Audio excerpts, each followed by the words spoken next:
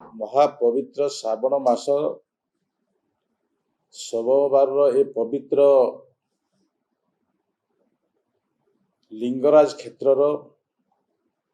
समस्त राज्यवासी को महाप्रभु लिंगराज समस्त को आशीर्वाद करंतु कल्याण करंतु यह कामना करुछि। सही दृष्टि नहीं आगामी दिन में आजिकार सरकार लोकंकर सरकार पंचायत राज व्यवस्था को नहीं पंचायत निर्वाचित प्रतिनिधि पंचायत उन्नति सकाशे एक उत्साह दत्त कार्यक्रम नहीं पुरस्कृत करने निर्णय नहीं। आमे अनुच्छेद 11 अनुसार पंचायत रे रहुथबा गरीब लोक मानकर गाँव उन्नतिर पंचायत उन्नति पाई आमे अनेक गुड़िए व्यवस्था करिथाउ। से व्यवस्था भितर जड़े व्यक्ति भी अछंती, जड़े परिवार भी अछंती, समाज भी अछंती एवं से माने जो जगार रहुछंती रहिबा जगह अनुसार रास्ता पानी अचल पोखरी स्कूल स्वास्थ्य ये जो मौलिक आवश्यकता अच्छी से मौलिक आवश्यकतार आजिकार सरकार एक ग्राम स्वराज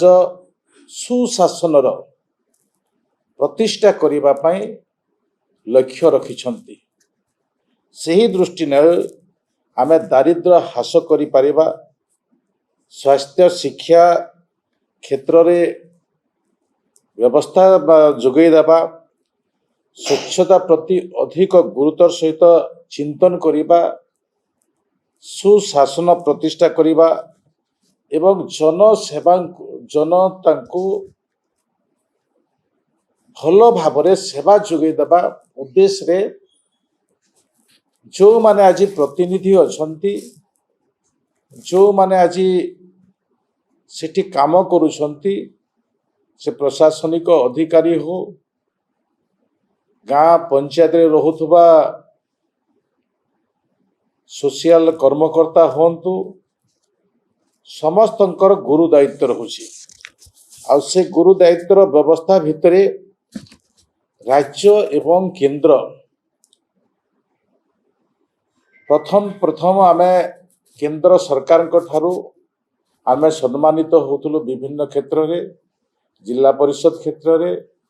पंचायत समिति क्षेत्र रे, पंचायत क्षेत्र रे। एबे उड़ीसा सरकार को भी से प्रकार आभिमुख्य आज आमे पंचायत व्यवस्था को अर्पण करुछु। आमे 4 कोटी टंका विभिन्न काम को आधार करी आमे से पंचायत को, से ब्लॉक को, से जिला परिषद को आमे सहयोग करिवो। से सहयोग व्यवस्था भितरे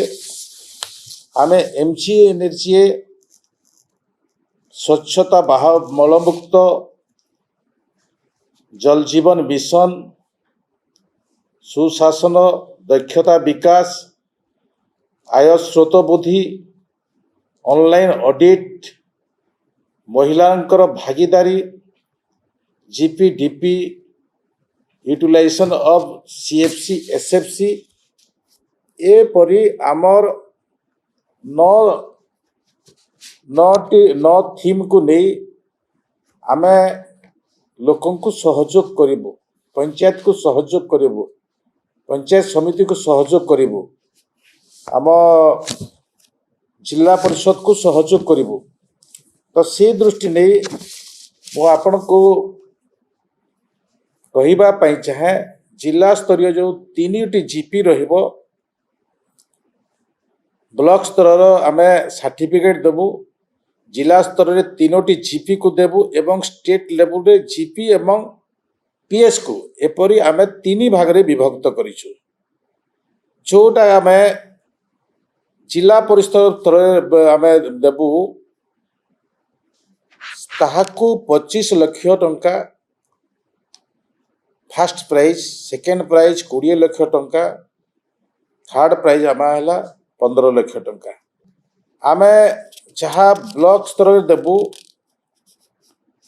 15 लाख टंका 10 लाख टंका एवं 5 लाख टंका आमे डिस्ट्रिक्ट लेवल रो आउ गोटे प्राइज देबू 3टी जीपी को 3 लाख टंका 2 लाख टंका एवं 1 लाख टंका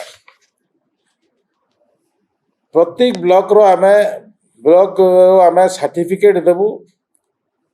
एवं डिस्ट्रिक्ट पंचायत रिसोर्स सेंटर हिसाब रे टॉप आमे 3 जन को देबू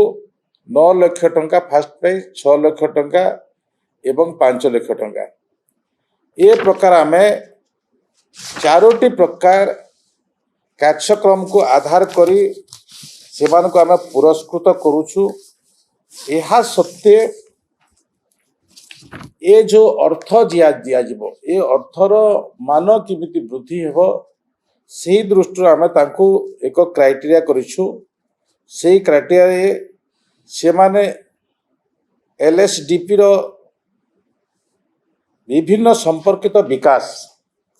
ता ऊपर से माने काम करिवे रास्ता द्वितीय कथा सामुदायिक ढांचा विकास रास्ता घाट पानीय जलर विकास करिवे स्वास्थ्य क्षेत्र रे आमर विभिन्न एसेट तैयारी करिवे डिजिटल क्षेत्र रे ऑनलाइन व्यवस्था पर अधिक सुदृढ़ीकरण करिवे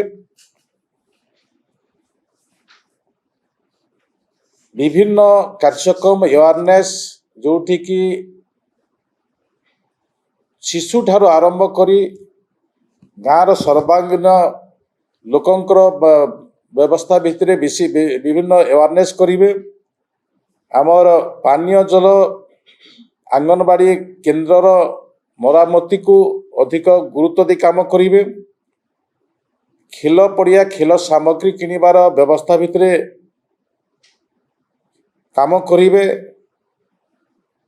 विभिन्न जो माने विकलांग अछंती विकलांग लोकों को सहयोग करिबा पई विभिन्न प्रकार व्यवस्था सहित जोगाजोग करिवे जहा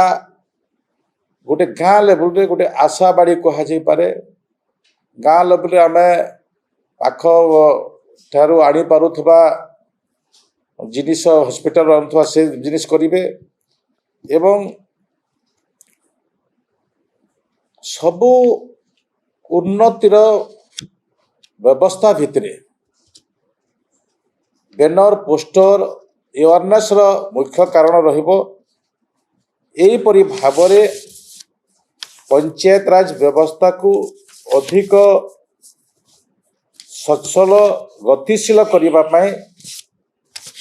राज्य पंचायत राज पुरस्कार भावरे निर्णय नैछंती एवं 4 कोटी अर्थ खर्च करिवार निर्णय नैछंती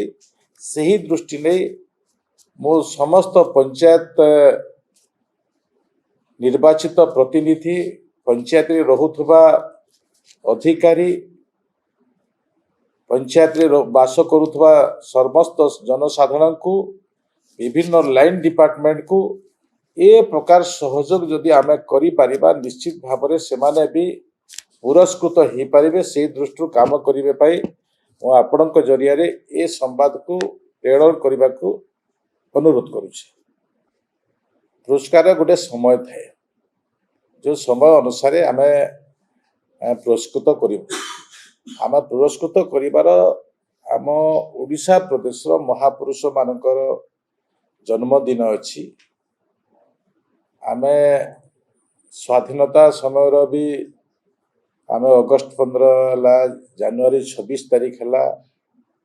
संविधान दिवस है ये सब दिन मानक जो दिन की आम मानक स्मरणीय दिन अच्छी ସ୍ମରଣୀୟ ଦିନକୁ ଆମେ ଯଦି ଆଧାର କରି ପୁରସ୍କୃତ କରିବା ନିଶ୍ଚିତ ଭାବରେ ସେମାନେ ବି ଆନନ୍ଦ ପାଇବାର ସଙ୍ଗେ ସଙ୍ଗେ ଲୋକଲୋଚନକୁ ବି ସେ ବିଷୟକୁ ଅଣାଯାଇପାରିବ।